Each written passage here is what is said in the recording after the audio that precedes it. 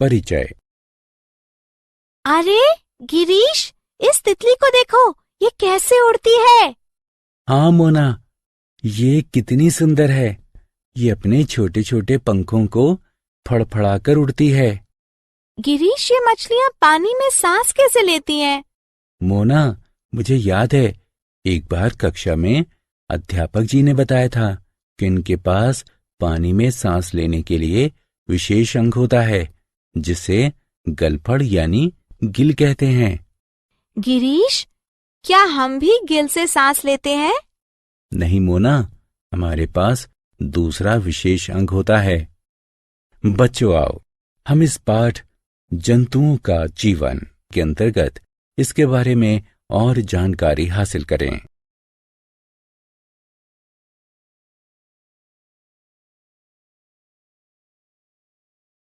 आओ सीखें। जंतुओं के बारे में जानना। जंतुओं में श्वसन को समझना। श्वसन अंगों के बारे में चर्चा करना। जंतुओं में विभिन्न प्रकार की खाने की आदतों को समझना। जीवों में संचलन के बारे में जानना। धरती पर उनके संचलन का वर्णन करना।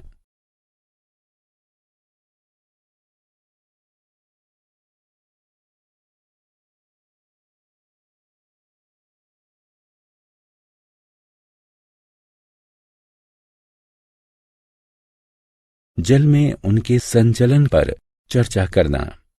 हवा में उनके संचलन को जानना। कीटों के संचलन के बारे में जानना। माइग्रेशन यानी पारागमन को समझना। जंतु।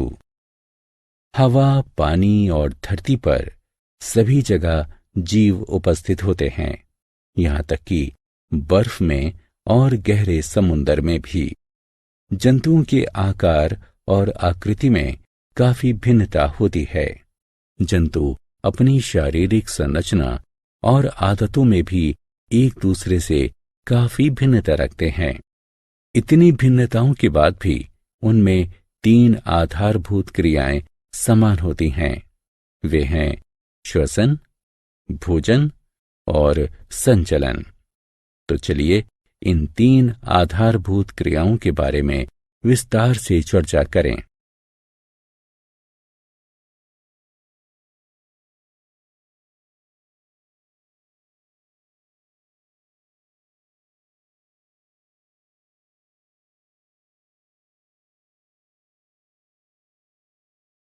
जंतुओं में श्वसन।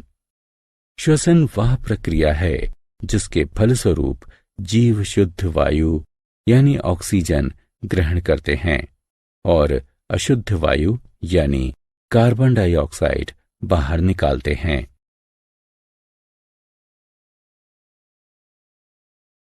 श्वसन अंग।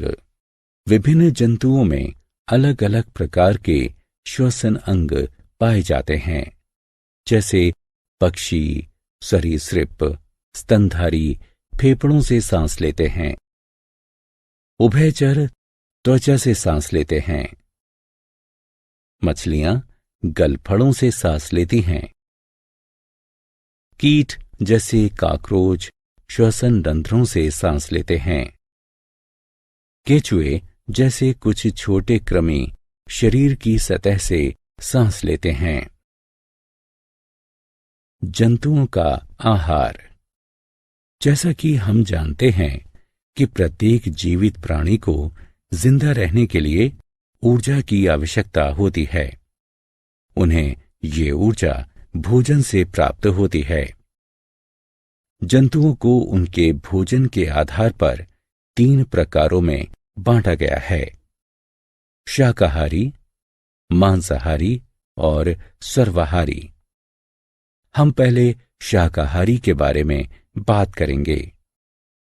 पेड़ पौधे खाने वाले जंतु शाकाहारी के रूप में जाने जाते हैं। उदाहरण स्वरूप गाय, भैंस, बकरी, भेड़, हिरन, ज़ेब्रा, खरगोश आदि शाकाहारी जंतु हैं। इसी तरह जो जंतु अन्य जानवरों को खाते हैं मांसाहारी कहलाते हैं। उदाहरण स्वरूप शेर, चीता, बाघ, बिल्ली आदि मांसाहारी जंतु हैं। सर्वाहारी वे जंतु होते हैं जो पेड़ पौधे और जंतु दोनों को खाते हैं। उदाहरण स्वरूप इंसान, भालू, कुत्ता, कौवा आदि सर्वाहारी जंतु हैं। जंतुओं में संचलन।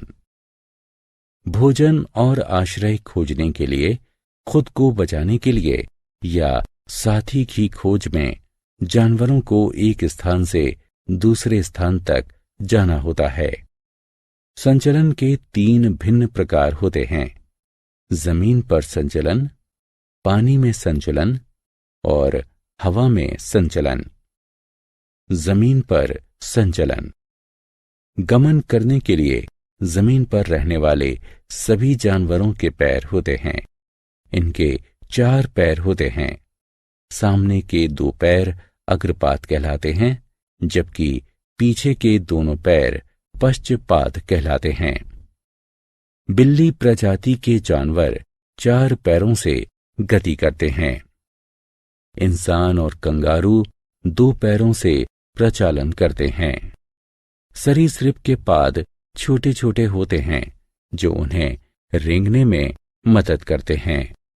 सर्प के पैर नहीं होते, वे अपने शरीर को जमीन के विरुद्ध घुमाकर और धकेलकर आगे बढ़ते हैं। जल में संचलन। जलीय जंतु जैसे मछली के शरीर पर फिन और एक मजबूत पूंछ इन्हें पानी में तैरने में इनकी मदद करती है। मेंढक के झिल्लीदार पैर पानी में तैरने में मदद करते हैं।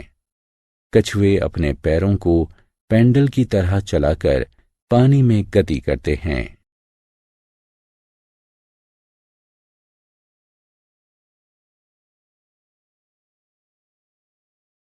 हवा में संचलन। पक्षियों का हल्का शरीर उन्हें उड़ने में मदद करता है। पक्षी अपने पंख फड़फड़ाकर हवा में उड़ते हैं, जो फैदर यानी छोटे छोटे पंख से मिलकर बने होते हैं। अपने पैरों को वे पेड़ पर रहने और जमीन पर चलने के लिए इस्तेमाल करते हैं।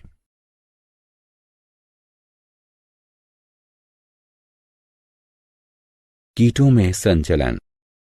अधिकांश कीटों के 6 पाद होते हैं जो उन्हें एक स्थान से दूसरे स्थान तक जाने में मदद करते हैं। चींटियां या तिलचट्टे अपने पैरों से चलते हैं। बीटल्स, जूं और खटमल अपने पैरों से रेंगते हैं। कुछ कीटों के पश्चपाद मजबूत होते हैं, जिनकी मदद से वे कूदते हैं। कई कीटों के पंख भी होते हैं, अतः वे उड़ सकते हैं। घरेलू मक्खी अपने 2 पंखों से और ड्रैगन फ्लाई अपने 4 पंखों से उड़ सकती है।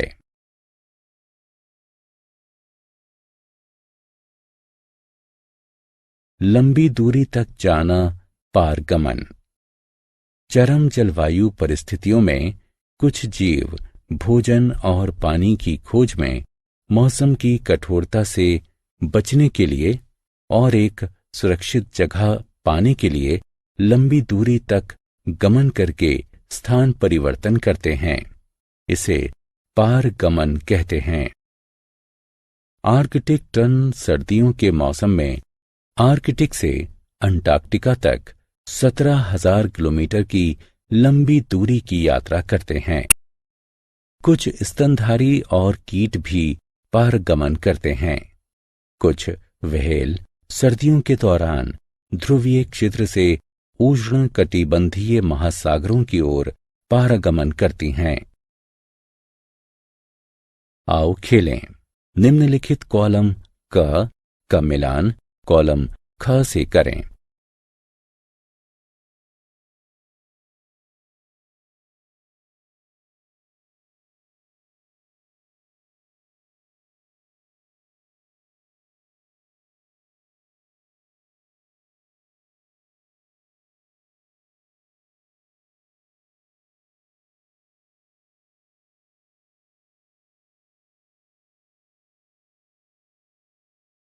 हमने क्या चर्चा की?